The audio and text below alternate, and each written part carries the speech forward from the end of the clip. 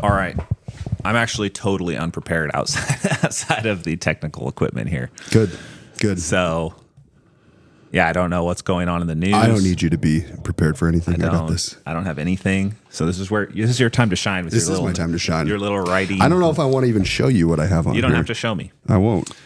Should we do an intro? I think we should introduce each other. That would be fun. I can't hear you on my mic. Oh, that's why. Oh, that's better. Now you can hear both of us. See, that's nice. You were useful today. I try to be useful.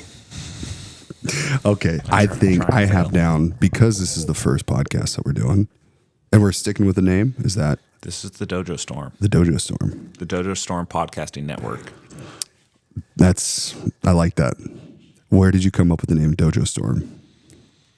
Well, it's kind of it's a thing that martial artists used to do. The DOJO Storm was like, I need to get this out of my way a little bit. The old Gracie tapes when they would storm each other's dojos.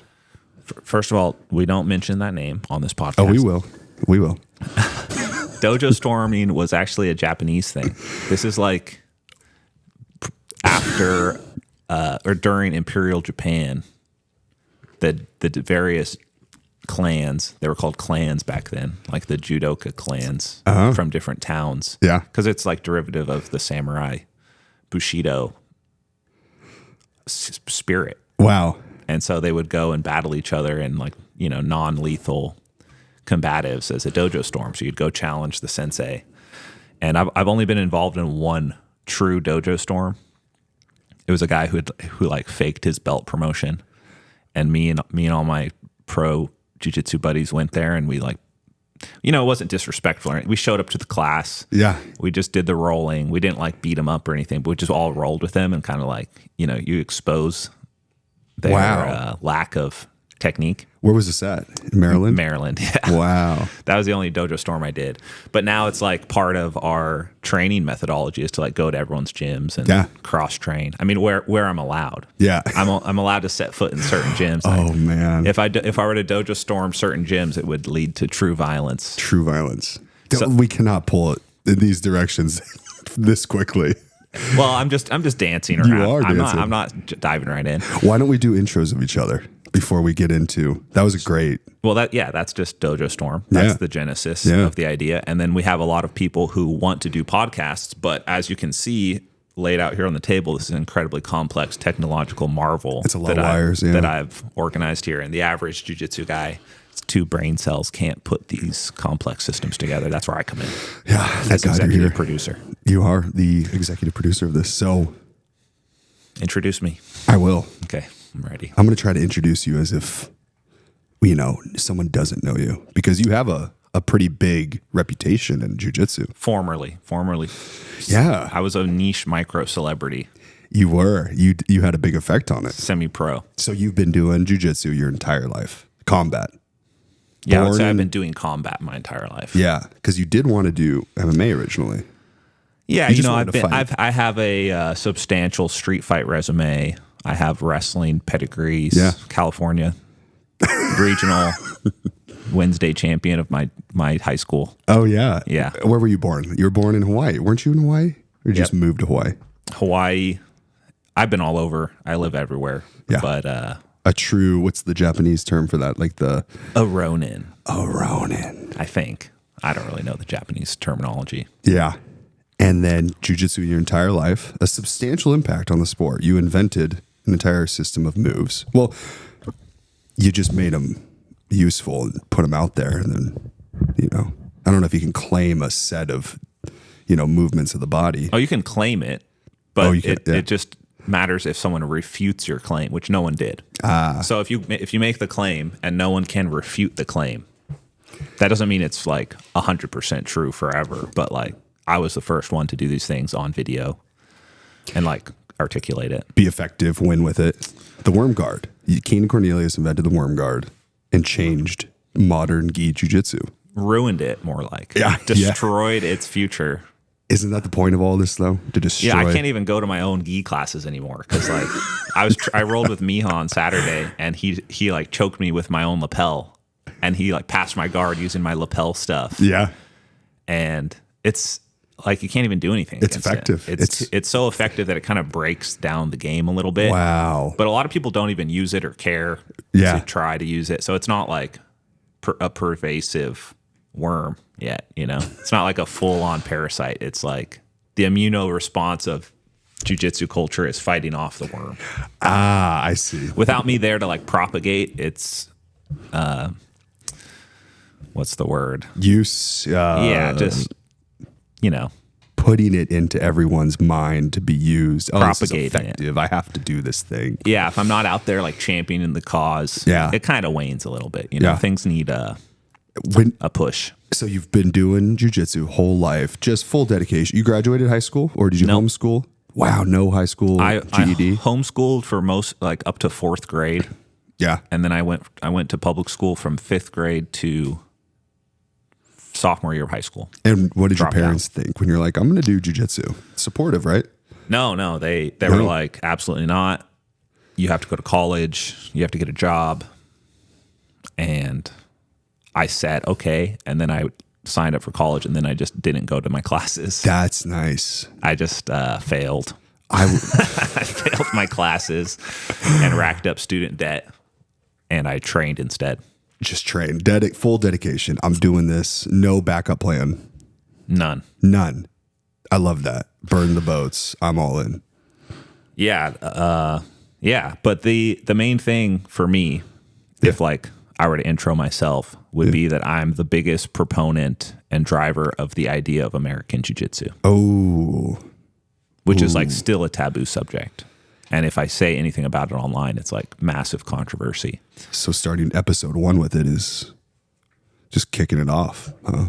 Well, I mean, I guess you could say we're introducing our hosts for the DOJO Storm network, because it's not just us. It's just us today, Yeah. Yeah, this is true. This is true. but there could be more. Did you like my take on you, my summary of you? It's flawed, incomplete, Oh man, you were surface level. I would say this, you were. But you don't know me. We barely even know each other. It's just kill each other. Yeah, I met you and immediately knew I needed to destroy you Yeah, yeah. for everyone's safety. You were living a peaceful life of a retired warrior until you met me, right? You were ready to I just was be a done. warrior in the garden, literally. Yep. And I was like, I'm ready to settle down. Yep. Start my family. Yep. And then some guy comes into our gym and just starts essentially trying to take over Yeah. through violence. Yeah. And it's like faux it's like faux humor. Like you're pretending that it's all in fun and games, but you're actually trying to like destroy us all. That's very accurate. Yeah. So It's you have kinda- to treat we have to treat the threat with respect. We can't just be like, oh yeah, that's just Ian. He's just messing around. No, if Ian beats you and it's on camera, it's going on the gram. Yeah. He's going to claim victory. Yeah. He's going to claim territory, Yeah. and you have to be ready to defend your locale. Yeah. Our regional control is challenged by some random guy from Poway. So yeah, I've sworn to defeat you, and I did multiple times. Well, you only defeated me once, but that was enough to earn some respect. Yeah. It was That earned you a spot on the podcast network. yeah. That was it was because I beat you at your game, which is submission only, no time limit to the death. But it should be noted that there was a year of submission only, no time limit battles. Well, that's a good transition into, I mean, where did I come from?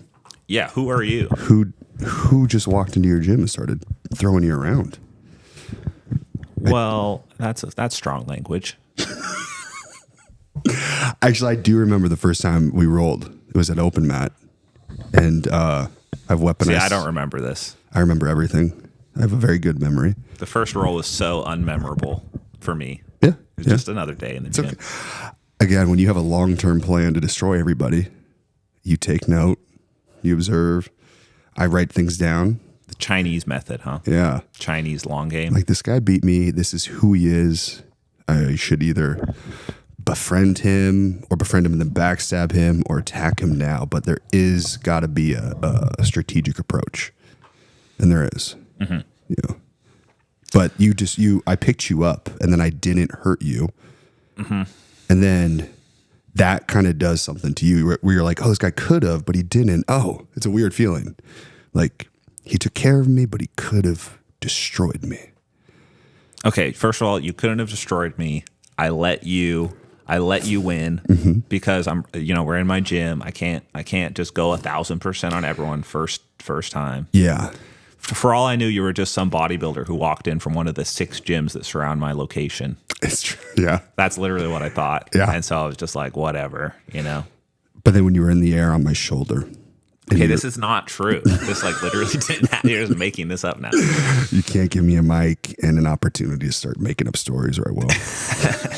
That's what I do. Even if the stories were true, it's just your word against mine. So I'm just going to refute it with lies of my own, even if it were just true. I'll paint a good picture. It'll be stuff. It doesn't matter if what I say is now true because I've painted the picture. People are seeing it. Basically, Ian is the antagonist of all of us. He's like the antagonist that enters the show and sort of like the later third of the story. Yeah, yeah. And he's there to just stir up shit and just make everyone question where their level, their status in the social hierarchy. Yeah. And he's willing to cheat to get to the top. No, he's the guy who's willing to die for his glory, and it's like, wow, am I willing to die for my glory? I don't know exactly. Yeah. Everyone's kind of like, wait a second. Yeah. This guy's willing to do it, and if we don't act, we're gonna fall behind. What the hell do we do? Yeah, it's a conundrum. What's fun is you can also beat me. It's not like I'm very beatable. Like there's huge holes, but I'll have days.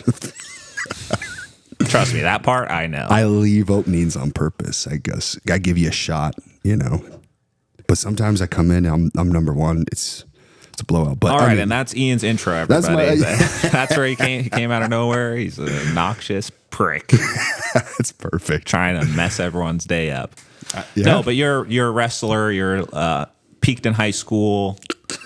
Had a somewhat good, impressive high school resume. His name's up on the high school gym wall. Yeah. We found you there, still in the high school wrestling room. Still 15 there. Years later. Haven't left. Hasn't left the wrestling room. Just has proceeded to amass literal muscle mass over those years.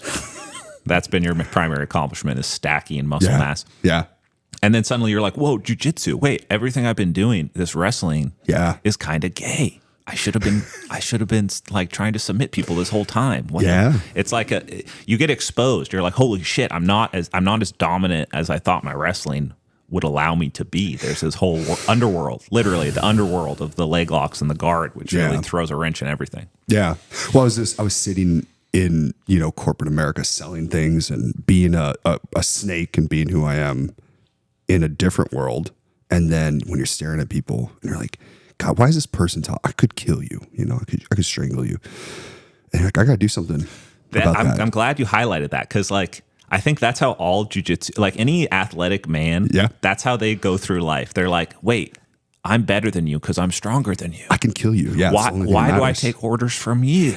Yeah. Yeah. It's a big thing. And the passive aggressiveness of the office and things the game of it's like Robert Greene stuff. Yeah. It's like the malicious office warfare, the subtle Machiavellian experience. It's as brutal as our roles on the mat, but there's no satisfaction at the end. It's this, you're sending emails instead of choking somebody to destroy them. It's very odd. It's not natural.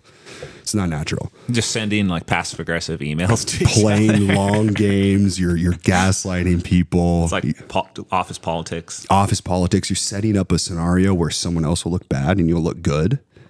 And then you're like, oh, well, I tried to help them. You got to take credit for things. Oh, it is a very fun game. And many of my friends still do it and are doing it. Where did you even work? Who would hire you? Oh, man. So my first, it started like this. I was wrestling. I snapped my pec. And I was like, oh. And what do I do after that? I was like, oh, I guess I'll get a job. And I'd always been working. But someone told me sales. Get into sales. That's all you know how to do. Because you're dumbly confident and don't know much, and that's a perfect salesman. And then I got into finance. I worked for big banks. I don't know if I can say these things yet, but without a lawyer. Just change the names and locations, like I mentioned. I worked for a bank of a giant. Say hypothetically. Hypothetically worked. This is a comedy show, and Yeah, this is all parody. So Parody. anything that is said should be taken with a grain of salt as a part of a joke. actually, my first. true. Yeah, that is true. My first job was cold calling for a financial firm, which was awesome. I actually enjoyed it, boiler room style, and having my boss listen in as I called like executives, which was very fun. Very fun. You get to call people to say some stuff that you don't know if it's true, but say it's like it's true. But yeah, then I got into med device and software and all sorts of things that we can get into. But Just 8 as years a salesman. as a salesman, just jumping from place to place, trying to get as much money as possible. And COVID hit and realigned everything. Wait, what made you quit everything you lost in a jiu-jitsu competition or something? oh yeah. So first of all, I got fat.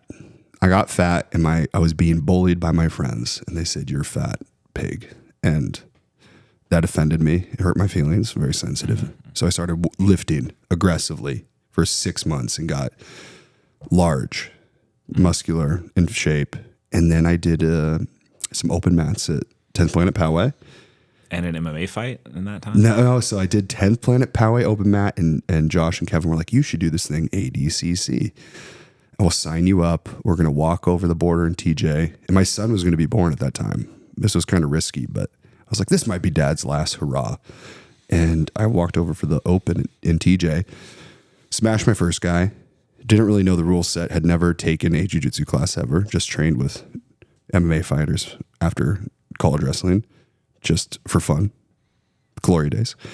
And then I got submitted by John Hansen, my second jiu-jitsu match.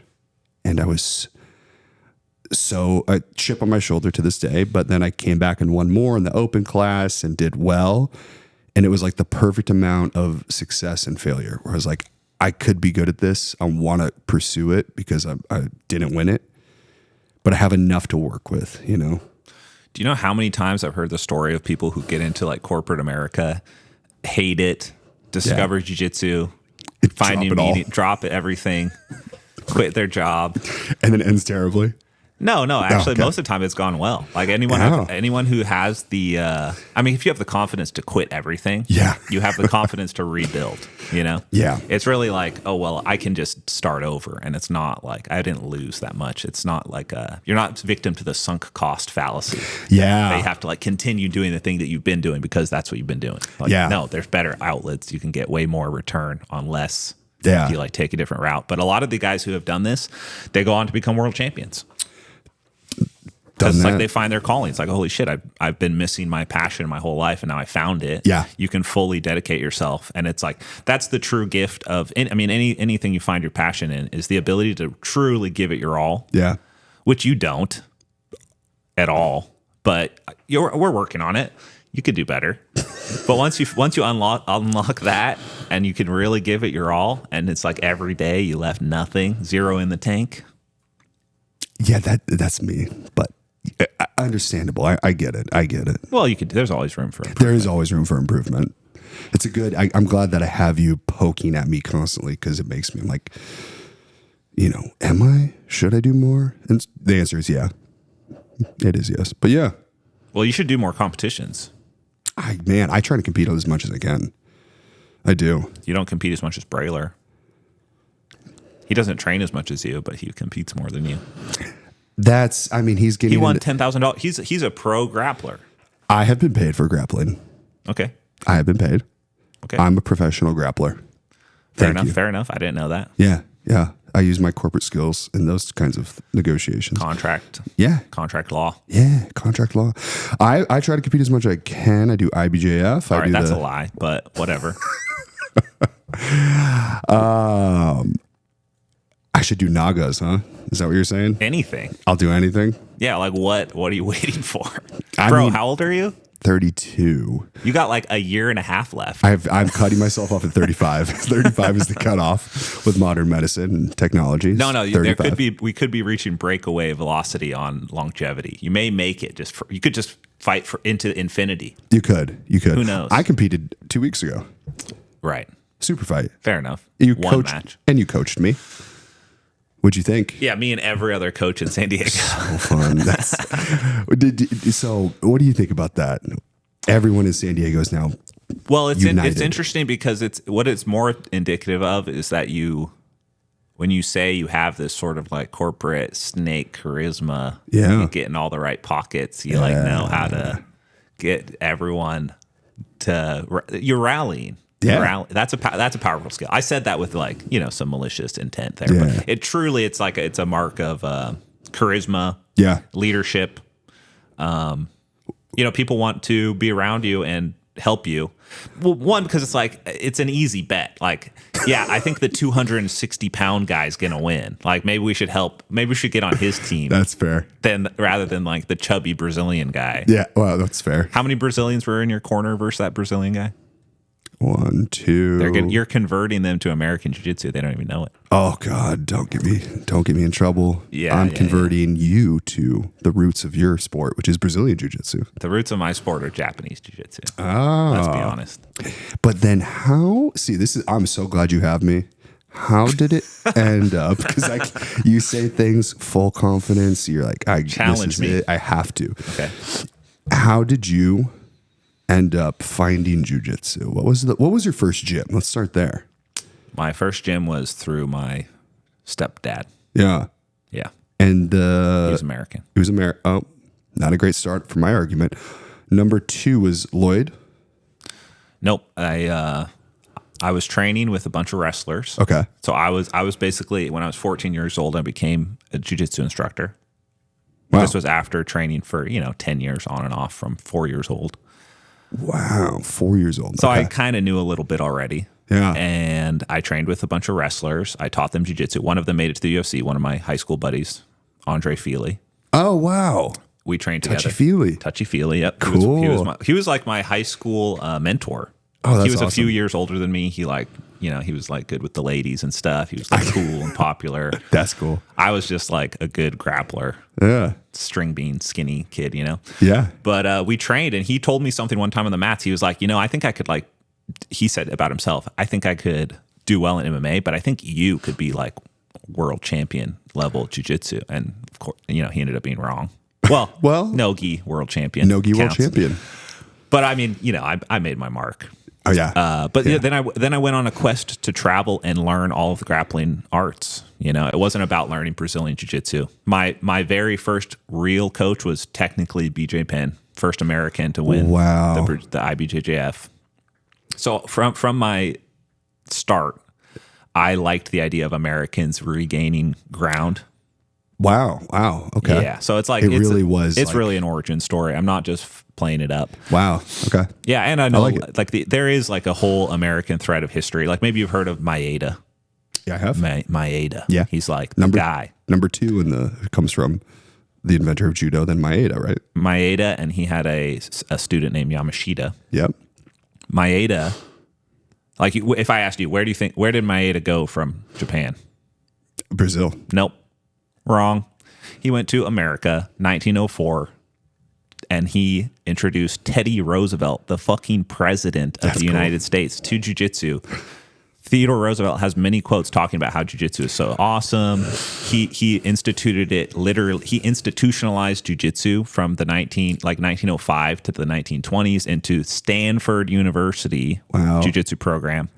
The entire American police force was being taught American jiu-jitsu through Maeda and Yamashita, and then all of their students that they trained in America. Was it called jiu-jitsu or judo at the time? Jiu-jitsu. It was jiu-jitsu. Yeah, if you search Library of Congress or the newspaper articles, you can find. In fact, if you search for Brazilian jiu-jitsu, the word doesn't show up until the 80s. Okay. I Everything understand. prior to the 80s and like 90s, Yeah. if you search, it's actually called jiu-jitsu or American jiu-jitsu. Okay. You can actually find, like, as early as 1905 or 06, I believe, you can find American jiu-jitsu in the newspaper articles. And I understand this. This is a good point. It doesn't affect my point that I'll be making after yours, but I'm still listening. This is okay. So here's what I'll just give you the context. Yeah. This is what actually happened. Yeah. So Maeda eventually leaves America. Yamashita stays, which was his student. Maeda goes to Brazil, gets in with the Gracie family. That whole thread happens. In America, it's like becoming popular. Everyone's training it. I actually have tons of like books from the time period that I found on Amazon, and I have them all. Yeah. Like the police training manuals and all this stuff. It was becoming institutionalized because they thought it was a war technology. Literally, it was a martial art, which is martial law. Mars, god of war. Okay. That's where that comes from, the Didn't know that. etymology. Yeah, you're not messing with, I'm not green behind the ears when it comes to this kind of stuff. I'm a little bit of an American jiu-jitsu historian. Yeah. And so anyways, it was being popularized and institutionalized because it was deemed as a necessary war technology for America to stay competitive. This was coming on the heels of the Japan-Russian war. Oh, the Russo-Japanese War. Yes. What if I don't know the date, but gosh, you should have just thrown one out. No one would have known. 1863. That's why confidence is key. Since 1875. In the 1600s. Yeah. Well, they successfully defeated the Russians. They didn't take over Russia, but they like warded them off and won their territory, their little battle. And this was during Theodore Roosevelt, who was like all about the Victorian era of like macho manliness, and it was like all about like chivalry. And there's a lot of mirror ideology in the Bushido samurai culture. So there was like this exotic infatuation, you know all about those, with the Japanese culture. And it was like, hey, we want to learn this from you. This is like, clearly you just won this war. And this is like pre-machine gun era. So we didn't have machine guns. We didn't have, there was like the Gatling gun, I think that was like 1875 or something like that. I just made that date up, but it was something around then. But there was not like serious tanks or like serious military weaponry. Yeah. So it was like these Japanese guys with like samurai swords and basic guns were like winning in trench warfare with martial arts. So it was actually believed that it's like, holy shit, we need to know this. So they because they were in Imperial Japan, very closed off, isolationist country. Yeah. They realized they needed to like branch out, kind of like get some Western technology in and like expand a little bit. So they sent out their jiu-jitsu ambassadors to all of the big players at the time, Germany, all throughout Europe, Brazil, the UK.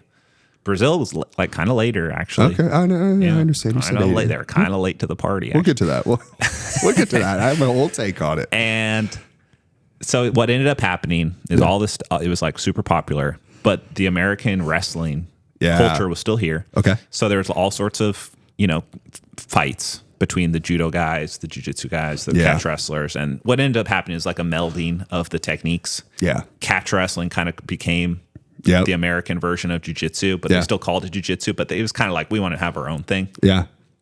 Then Pearl Harbor happened. Interesting. Yeah. So Pearl Harbor created a lot of Japanese xenophobia, and all of their cultural impact that had made so much ground was basically erased. Wow. Okay. Yeah, and it was because of the propaganda from the state and all this stuff was like, they feminized it. Yeah. They were like, oh, it's for girls. It's like jiu-jitsu's for women. And so after World War II, it became like a self-defense for women thing. And you can follow all of this in the newspaper clippings over time. All of it's recorded, which is amazing that we have this history. That is cool. So you can see like the ads changed from like, this is for young, fit military men to like the best martial art for defenseless women, where even a dainty lass can throw a man Defeat 3 a times her man. size. And so what ended up happening is it eventually converged, the catch wrestling aspect converged to pro wrestling. That's why you see, the big events, submission holds, and they realized it's incredibly boring to watch. Yeah. And it's like, how do we make this exciting? Well, you got to hype it up. It's got to be a show. And that's how now we're reliving that cycle again today.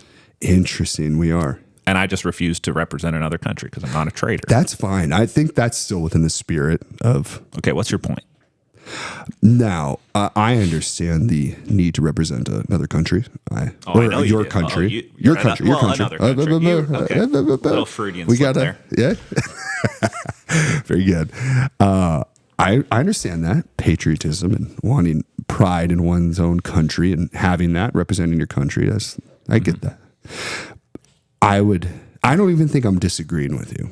Well, you can't because it's just true. It is. You have your facts laid out and you can point to it and you say this date on this date. Now, and I'm not saying Brazilian Jiu-Jitsu doesn't exist. It does. I'm just saying American Jiu-Jitsu did exist. Yeah. Literally, it's there, the word American Jiu-Jitsu, all throughout that, from like 30 years from 1900 to 1930. I'm just reviving it. Yeah. Yeah. I get that. And I think that's great. I actually support this and love that. I mean, It's awesome. American Strength and Combat. Fuck yeah, America. You're awesome. Yeah. Yeah. I love that. USA, USA, USA. Yes. Yes. Okay, go ahead. All in on USA.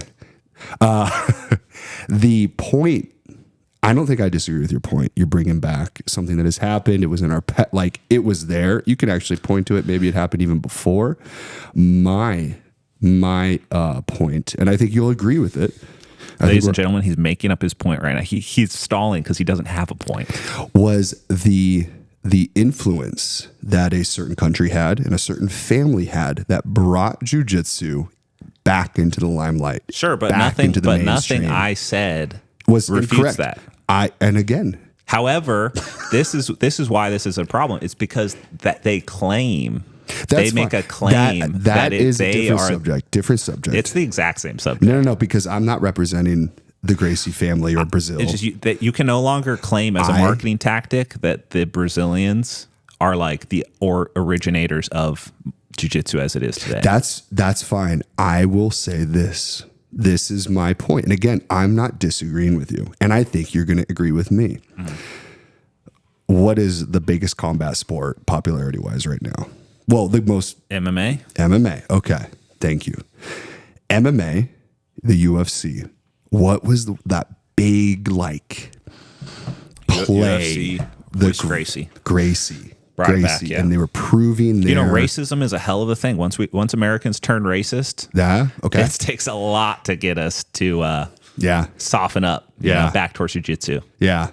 But I'm just the influence that Brazil and the Gracie family had in bringing not all the. So what do you want me to do? So I got to put Brazil in front of my gym because No, they did excuse me. You are just putting words into my mouth. I am just saying that you should agree with me and go, yes. I said I do. Thank you. Thank you. But no ladies and one disagrees with that. Yeah. The point of the stance is Yeah. that, hey, I can call my gym American Jiu-Jitsu because there is a valid claim to the techniques that I've created and all of the other Americans. Even in America, you know, we're very clever. We take the technological claims of foreigners who become Americans because we're, you know, John Danaher by way of, where's he from again? I don't know. Mars. He's the underworld, I think. You know, he came with all the leg locks. Yeah. And he himself describes them as, you know, derivative of the judo, jiu-jitsu culture. That's he has the subtle jab of using all the Japanese names. Yeah. You know. Yeah, it's nice. Gordon, all those guys. I think this is the point I'm making. I don't think you and I disagree whatsoever. I think other people see like it's either one or the other. It's either this or that. They don't see it because, again, you have to be subtle. And we should lean layered into that because the polarity is what drives everything. We need the competition. There actually has to be a white and black. They have to be diametrically opposed, Brazilian versus American. It has to be us versus them. Does it make both stronger?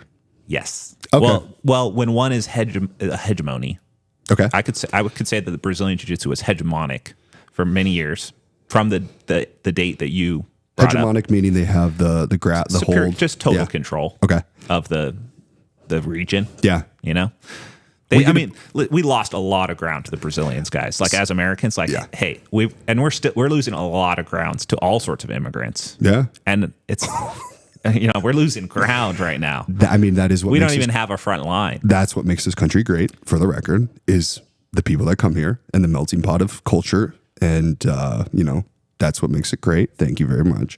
But I would think it's nice to be the underdog as an American. If you look at the world titles, it pays well. To be the underdog? Yeah. That's cool. Yeah. All right. It pays well. I love capitalism. I love because it's like money. It's really about differentiation. Like if you become homogenous and you're like, oh yeah, I'm going to open my BJJ gym. Yeah. It's like, oh, are you Brazilian? No. But my lineage is. Okay. I learned from a guy who learned from a guy who learned from Hicks and Gracie. It's like, okay, so what? You're that's in your DNA now, or what? Like, you're literally it's illegal to false advertise in America. Did you know that? It's illegal. So if you're gonna say that you're a BJJ gym, but you're fucking Joe Jones from Tennessee, okay, You're a fucking liar. I just think that many people don't see it the way we do, which is layered and complex, and it takes an intellect, beyond the norm. Where I can go, Brazil and the Gracie family had a huge effect in bringing it mainstream and like put it in front of everybody on television, UFC, MMA. And again, I watched the Gracie tapes. That's like my first introduction to jiu-jitsu, was watching those tapes when they are fighting each other and they're like hitting, is like proving their technique over his karate and stuff. Very cool. Yeah, and that's awesome. But all birds must grow up and leave the nest. Okay, that is perfect. And what kind of bird I am? What kind? An American bird? A bald eagle? A bald fucking eagle. A bald fucking eagle. And I left the fucking nest first. I love that. All right, I've settled on that. That's beautiful. Join the Americans, or die. I'll be figuratively. I'll be 1 foot on either side, but that's neither here nor there. No, actually, no. Like you said, like immigration is the fuel of America. It's just you have to assimilate to the American cultural values that come with that to propagate the American ideal, which allows you to pursue the American dream. That's where things go wrong. Is if the cultural component doesn't assimilate, and we have a reverse assimilation, which is what we're experiencing now, where the Americans, they get this taste of the Brazilian exoticism. It's like, oh, these guys, they're from the jungle. They came out of the jungle knowing this sacred martial art that they created themselves. That's just like not true. And the Americans are like, yeah, me or Mao. They're like speaking Portuguese and like bowing to the pictures of the Brazilians. That it's like, bro, you have no connection to these guys. So directed right now. I mean, this is like what you see in a lot of beginners. As when you get in, you're like, oh wow, this Portuguese stuff, I'm fucking in on this. This is like my new identity. But that's reverse assimilation. And I'm not gonna talk shit on that. I'll make fun of it. But it's like we've all been there. I did that too to a certain degree. I mean, I never learned Portuguese or ate acai, not even once. But like I understand that like, okay, their culture is powerful because we didn't have a counterculture. So if that's the only culture available in the grappling scenario, you're punk rock. You got to be a little bit counterculture, to kind of attract the youth. Okay, you need the youth to kind of get on board with like, you know what, maybe we don't have to culturally assimilate back like into this Brazilian culture. We can create our own culture, which is really just rediscovering American excellence. So, what if you like acai, and what if you like, learning a new language because you never finished Spanish in high school and now you want to learn Portuguese? What's wrong with that? I can't eat acai. I mean, you can. Yeah. No one's going to stop you. It's delicious and it's full of nutrients. How does it feel to be assimilated? I haven't. You know what I've done? I've done the real American thing, which is to embrace, people that come to this country and make it great. That is so real that I believe that. And we all are immigrants from our various backgrounds and origins, right? Uh-huh. You're not Native American, neither am I. And I have embraced it. And I think that is also a very American thing to do. That's what makes it great. We're all here. Absolutely. But if you start calling it Brazilian, then it's not American anymore. That's fine. That is fine. That is fine. Well, you can have that hill and that can be yours. I see your point. I actually enjoy That's right. It. This hill is America. It's the city on the hill. The golden gated city on the hill. Many people also, and I will die on that hill. Many people that are living here do love America as well. Absolutely. And like I just said, it's a balance. We need both. Yeah. But I mean, we were definitely American jiu-jitsu is like the underdog. Sure. It's still, it is nice. Like to be if the I'm underdog. not out there, like if I'm not the guy just out there fucking posting videos and talking about the history and doing it, really starts to wane. Like we don't even have a beachhead. Really. Yeah. We have a little bit of a beachhead. We have Legion American Jiu-Jitsu. There's there's a few American gyms. 10th Planet, right? But it like the Brazilian thing is so pervasive that it's like, they're still top dogs. And I find it flattering that there's even a perceived threat at all. Yeah, it should be. Yeah. It's like, come on. Like, yeah. The only reason it's a perceived threat is because they're so fragmented. And it's not like a cohesive group. It's like they're all their own little like groups and identities that like an individual gym can threaten another individual gym. Yeah. But like that's the irony is that in business. Yeah. And when you're trying to like propagate the sport, everybody wins. Yeah, I agree. There is no situation where it's a zero-sum game, but that's part of the cultural difference. It's Yeah. like a lot of the Brazilians come to America thinking that it's like win or lose. Like for them to win, someone else has to lose. Yeah, but the reality is if my gym and Autos are both promoting jiu-jitsu to the general public Everybody at large, wins. we both win. That's cool. I like that. And like as jiu-jitsu becomes more in higher demand because there's more angles of exposure, Yeah. the prices raise. Yeah. And then all prices raise. And That's then everyone nice. makes more money. And then it's like then you have more money to propagate it. So this is healthy competition. That is the fundamental of capitalism. Yeah. And the American ideal is that there is an alternative so that the consumer, the American public, makes the decision. Yeah. Yeah. Yeah, and that's how you just get a more like integrated future, where it's like we're more integrated with the American culture. Yeah, because we're now adapting based on their feedback rather than the feedback of the sensei. Yeah, yeah. I think So I think that just that little riff right there kind of ties it together. Kind of shows there's a little bit of a like. America. Yeah, it feels nice. Yeah. That speaks to like the primal kind of tribalism. If you want to get on, you can pick a side if you want. Yeah, but then you don't like everybody wins. It's just a fucking game. That's exactly right. I like that. And without you speaking up, people don't go in and start Googling things like I did, and do their homework and go, well, what point is this? What point is that? Like, I think it is good to have a pain point and a loud voice like yours that is bringing attention to this topic. I think it's great. And I love training with Brazilians. Like it's so much fun, and they bring. It's an awesome style. Yeah. They're fun to hang out with. Yeah. I love everyone. I love it. So there's no there's no ill will. That's beautiful. I love everyone. I wish they would train with me more. I wish I was allowed in a certain gym. I wish I never wanted to not be able to train there. I like training with everyone.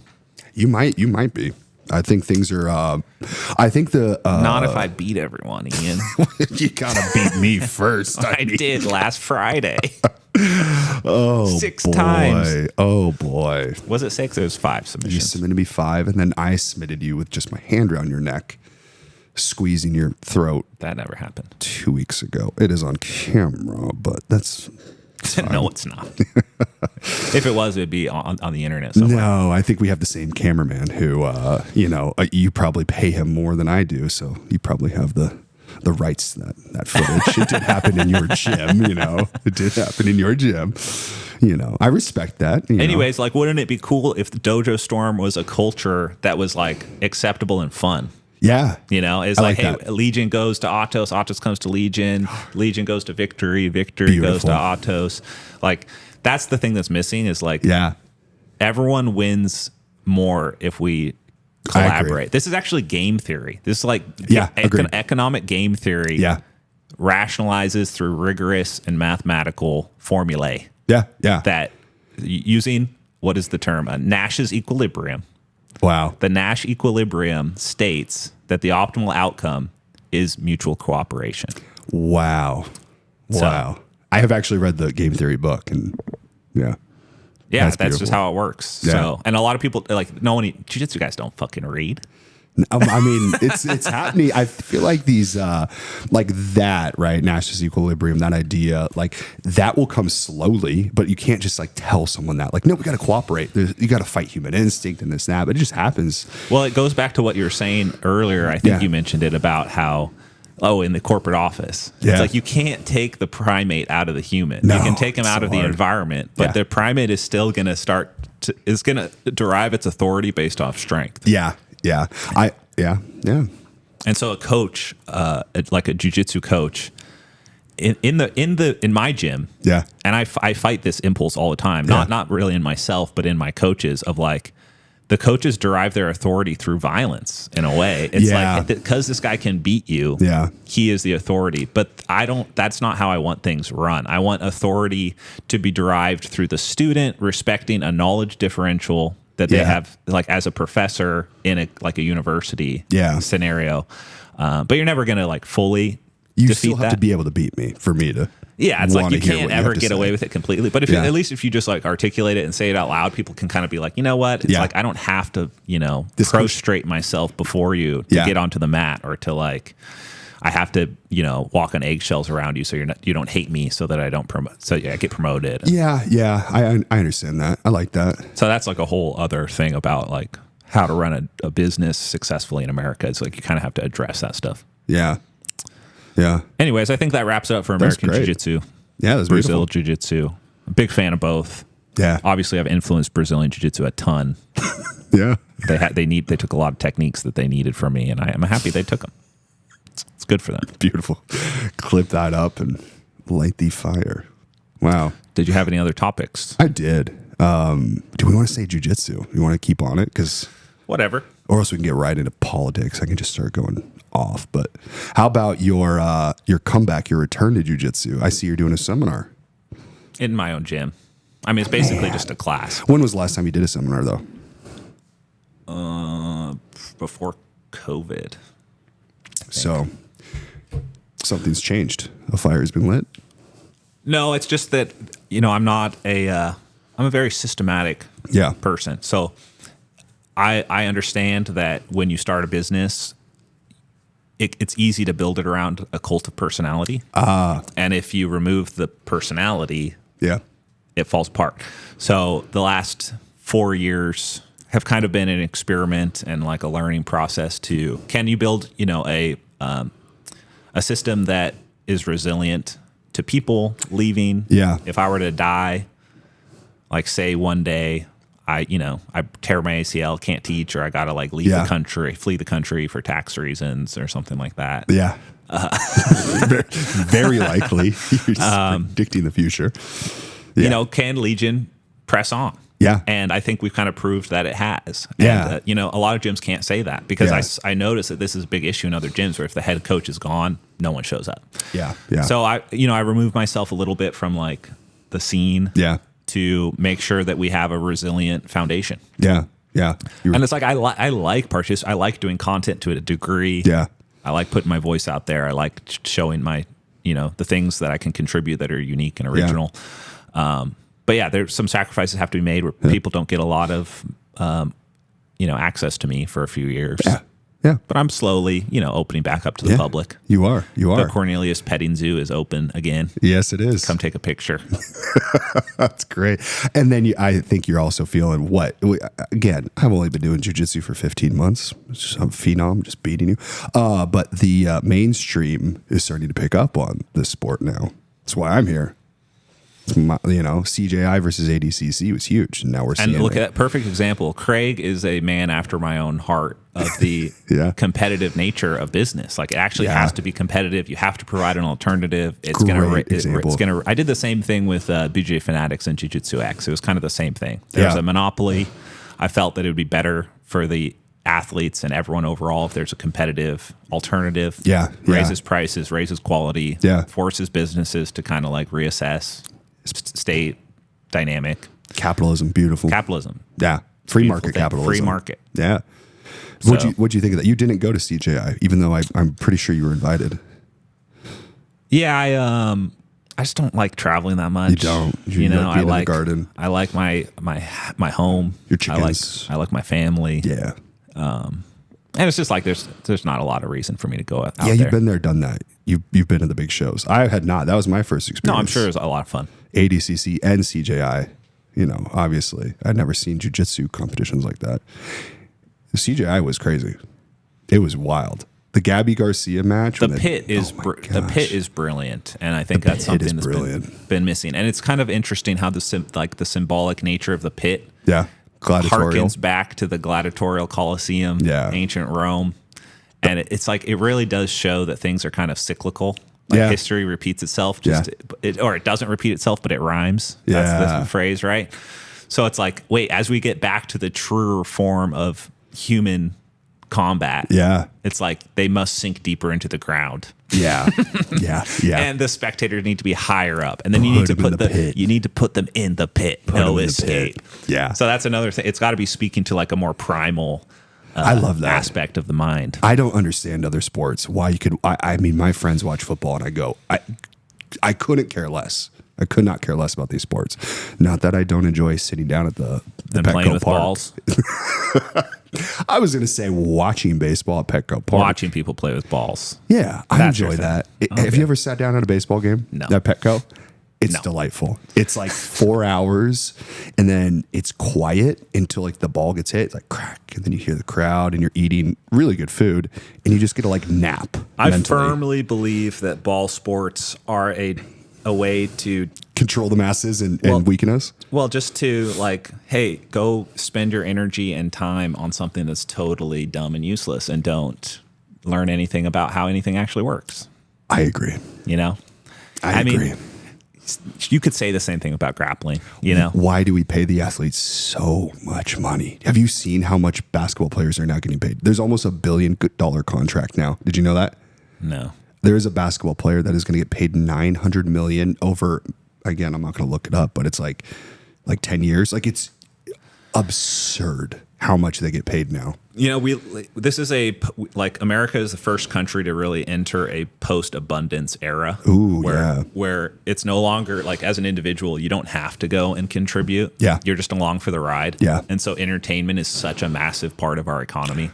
That is also another huge shift on what we watch on television. It's now shifting now to live sports beyond like anything else. Like, live sports is going to be the majority of television we're watching shortly. Interesting. Yeah. Yeah, and it's because people they crave excitement. You Yeah. can't really get it if you leave your house. You're kind of just like on a street, on a highway. Everything's with a zillion other good. cars. You're good to Get go. your food. Yeah. You're not like, there's no immediate struggle. There's no a lion chasing you in the jungle. The problem No. is that people don't play the sports; they just watch them. Yeah. You know, it's like after you're a kid, you stop playing the sports. It would be better if you don't watch it and you go play it, like just in your local town. Yeah. Like, that is a much more positive outlet for it. Completely agree. Whereas like you're chugging beers and rooting for your team. It's like you're scratching that tribal itch. Like, I'm a part of the group. Our team's gonna kick In your the team's worst way ass. possible. But it's like you're just fat and at home and just like watching people. Oh, yeah. Which I think that's like that method is kind of everywhere, from video games, Yeah. sports, Yeah. all entertainment. It's all just like, you're just a set of eyeballs that's just like being programmed by these entertainment outlets. Seeing the fans fight each other because they're wearing I don't even know, different. how do people even make money? They just like, they go, I guess they like fuck around on spreadsheets and play the corporate game. Then they come home and watch sports. I think that's changing. Like you said, sports are becoming is. bigger. I feel like it's not. I feel like it's the opposite. If anything, it's esports, like video game sports. God, yeah. If you look at like Gen Z and whatever comes like after them, Gen Alpha or whatever. Yeah. All of their colloquialism and slang, all is derivative from like Twitch streamers from like 5-10 years ago. They are. It's like all gaming. It might be a big part of our audience, but Lord, those two generations, I don't get. But I feel like every generation feels that way. I'm like, I don't understand what is happening, but Information is happening. I think we're going back in the right direction though. Like your kids and my kids. I mean, my daughter's in judo and plays in the garden. It doesn't look at a screen, and that's how my son will be. Like, they're digging You in watch the like dirt. movies, or no? We will do at nighttime. We do animal movies, but it's like Planet Earth, or there's a lot of that. So that's the nighttime, and then there are like the kids developmental stuff. Like if they need it, like A, B, C. Sure. But other than that, no. There's really no other form of screen hitting their eyes. If you were the let's say dictator of the United States, Yep, that's the goal. what would you do? What would be your first edict? In this vein of like, how do we make people better? That's a tough one. I already know the answer. You want to give yours while I think about mine? Well, I was going to give your answer. Give my. Rhetorical question. I'll answer for you. Go ahead. Prescribe everyone testosterone from birth. Okay, in that vein. Or do activities that promote testosterone. Yeah, get rid of the microplastics. Yeah. First thing we're doing is fixing what we're eating and breathing and inside, like all Smart. of that. We're Smart. fixing that. Yeah. I would. That'd be one of the first things I do is fix what we're Try eating. and fix the hormonal issues. Imbalance. Yeah. Because Health. I mean, if you look at, I was reading it might have been like a little clip on Instagram where the foods that we eat here are sold in Europe, and the ingredient list is totally different because they'll ban all the bad stuff, and then they'll come to the States and like just juice us up. So you got to ask, like, why? Is this purely driven by profit? Like, I agree. Oh, it's actually cheaper to use this petroleum byproduct, red, blue. Yeah. Or we need to put sawdust in the cheese. I think it is driven by profit. I don't think you should give like. I think if you look at things, don't look at malice I shouldn't first. attribute malice. Don't attribute malice. Just look at money. But you know what? That's a convenient veil. Like, no, we don't actually want to kill you all. It's just for money. What if there's just an We're indifference? just doing it for money. There's an indifference. I don't care if you go. I'm going to take your money while you're here. That's what I think it is. I don't know. I think people don't know what they're eating because we're all fucking idiots. Agreed. So if you're ignorant, Yeah, you can claim, well, we do list the ingredients on the product, so therefore this is consensual. You consenting to eating this poison. Let me play devil's advocate. Actually, this happened this morning. So I got a coffee this morning. Now, usually I'll go to a Starbucks, and at Starbucks, you'll hear like a tagline, and it will be, "Hi, welcome to Starbucks. What can I get started for you?" And it's like, it's a perfect tagline. I can go into that, but it's welcoming. I know what I'm going to get. It gets right to it. I get my drink. It's the same trash every time, right? Consistent trash, but I love it. I know what's going to happen, and my brain just goes. Is that Starbucks right there you got? It's not, and that's what I want to touch on.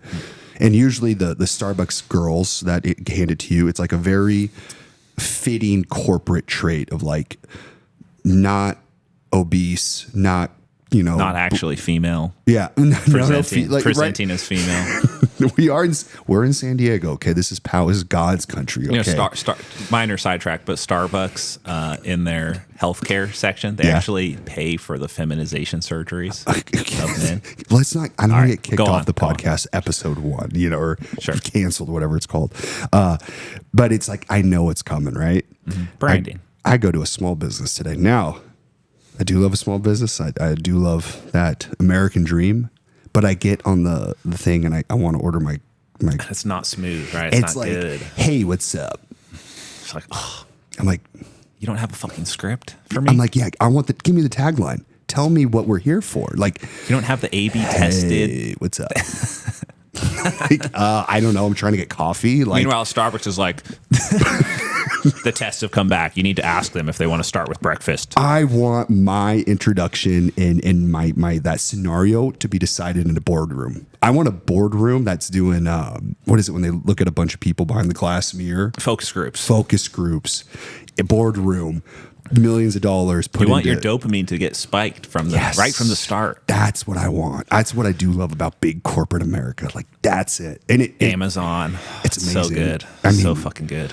I mean, this company, the little shop that I get my coffee from, they have iced coffee cubes, like the cubes, ice cubes or coffee. So it doesn't water it down. That's but nice. Sometimes they don't have them because it's, I don't know. Did Samantha make them? Oh no, she forgot. Like, so you have to ask, do you have the iced coffee cubes? And it's like 50-50. Usually they do. And again, there's no tagline. It's like, I want a focus grouped certified interaction, where it's decided in the boardroom. I love that. I love that so much. Corporate efficiency is a hell of a drug. Oh, I love it. And it's hard to replicate too. Like the corporatism is necessary for accountability for these things, like you're saying, to have consistency. Yeah. And I'm struggling with that right now. That's why I haven't opened up more gyms, because it's like, how do we retain you got to build a system? And systems are complicated. They are. You need a lot of money to sit down and look there's actually entropy in systems, which is crazy, because like as things change and as like demands change or people change or like the system also has to change, otherwise it breaks. Just from like external changes can break an internal system. So it has to be adaptable. Got to update it. Who's been doing it right? McDonald's? I mean, it depends on what is right. Like I would definitely prioritize like the health and well-being of my clients and like having them stay happy and like, healthy for a long period of time, rather than like maximizing profits. I think like profit maxing is not healthy. I think a lot of people can see that, if they're aware of what's going on. If not, max. I mean, again, coming from end device, ooh, boy, sometimes if things weren't ideal, you'd make more money. It's such a dark industry. Well, that's medicine in general, right? Like if you have the miracle drug that heals everyone, you just lost all your clients. Yeah, you don't get a juice anymore. Cash cow stops. So it's like the corporate theory crafting is like, how do we, keep them unhealthy enough to keep coming back, but not dead? This meat bag of money. How much money can we get from them before they expire? That's how I see it. That's modern American medicine. That's what I would fix if I was president. But then it's like we also have all of these like fantastic innovations happening still. That's what they say. They say if you want like good healthcare, go to Europe or like one of those Icelandic countries that has free healthcare. But if you want to have someone like save your heart with some innovative heart valve, go to America. Like if you need like some crazy technology, that's where you go to America. But if you want to be healthy, this is a good time for our latest and only segment, fraud alert. Fraud alert. Uh-oh. Fraud alert. Yeah. Here's how to win in the American medical system. Yeah. All right, I'm just going to do it. I'll start this one off. Yeah. All right, so there's this misconception that America doesn't have free healthcare. Yeah. But paying is optional due to HIPAA laws. So the medical institutions, the hospitals, the doctors, legally cannot divulge any information about your medical procedures to credit companies. So if you have unpaid medical debt or dues to the medical industry, they legally can't tell credit reporting agencies about you. But and it's like think about this. So you're homeless. Yeah. Like California loves you. You're homeless. You're just like, here's everything you could possibly need. Drugs, medicine, emergency room, a tent, a parking lot to sleep in. Yeah. Like if you're homeless and you break your leg and you go to an emergency room, they'll take care of you. The bill's going to be $8,000 yeah. more. What happens if you don't pay it? You don't go to jail. There's actually zero penalty. Oh, man. I'm about to stop this. And this is like, I'm just saying this totally as a hypothetical. We should definitely Google. You know what? We shouldn't. You should just I would like to be refuted because from what I can tell. No, I support not paying debt. If you go to the emergency room, like if things get, I'm not saying do this as your primary health care, but if you're actually going to die, America's going to take care of you. Like we actually have excellent social safety nets. We do. Excellent. Like the bill, it just goes straight to the Federal Reserve. Gets wiped off in there's a 7-year statute of limitations on these bills. Gets wiped off. I know you that. Just reset. I know. You know what's interesting? It's every 7 years, and that's the exact same amount of time that all of your cells in your body regenerate. It's like a new you. Yeah. So that's what they say. That's what they say. I don't know if that's true. That sounds true. I think that is true. Every 7 years, every cell has been replaced. But if you like suddenly your heart explodes and they rush you in an ambulance, it's like $25,000 on the ambulance. They save your life. They save your life first, and then they worry about the bill. And then the bills are negotiable, and it's like, oh, I don't actually have insurance. Oh, I don't actually have money. They're not going to make you file bankruptcy over medical bills. Over a medical bill. And they legally cannot tell anyone about your incident. See, that's where I want to find out. Can they actually tell? Because I have had huge medical bills. So has my family. And I'm like, did you pay them? We've negotiated every time. It's like there's no time frame. There's even like the 7-year time frame is just the end zone where if you both make it there, if you negotiate for 7 years, the bill goes away. Yeah, as an adult, I mean, is this just like a hidden, like no one knows this? Like just no one cares. People don't get hurt that much. You know what? It's scary. You have this thing, you get the bill in the mail, and it's like urgent, like last chance. Exactly how taxes work. Oh boy, hey. Yeah. Let's not get the IRS. But we don't know this video. You don't know what happens at the end of that road. The end of that rainbow is prison. I mean, but you just kick. What if? I mean, this has been my kick the can down the road. Kick that can down the road because you don't know. It's like, I mean, as long as they're not charging you interest on your unpaid, and they don't. You don't on tax bills. People out there, fraud alert. Don't pay your taxes. And that concludes our fraud alert segment. Thank you, everyone. Moving on. Drop your fraud-related tips in the comments. Oh, man. What is some good fraud you can do to get back at the man? How do you steal money from the U.S. government? Hypothetically and not for real, just as a joke in a parody segment. Parody. God, we're so funny. We've been talking for like Yeah, we got to wrap this up actually because trains is starting now. training is starting. That we can just end it there, I think. That's it. Are we gonna get a roll today, you and I? Ooh, I don't know. You got to work through my minions again. Yeah. Work your way up. I have to compete next week, so maybe I'll take it easy and go with No, me. I'm down to roll actually. I'll go with you and Miha. It's an easy day. All right. All right, so that concludes Dojo Storm episode 0.1. 0.1. Maybe we'll post, maybe we won't. I thought it was a good one. I thought it was good. Beautiful. See if everything recorded well, if the audio's not fucked up. Yeah, hopefully that recorded. And follow us on wherever you see this. Yeah. What's your social? Oh, my social. Ian Dobby, and then American Strength and Combat. And then you can find me just at Legion Yeah. AJJ. Search us anywhere. There you go. Beautiful. Thanks, everyone. See you next time. Peace.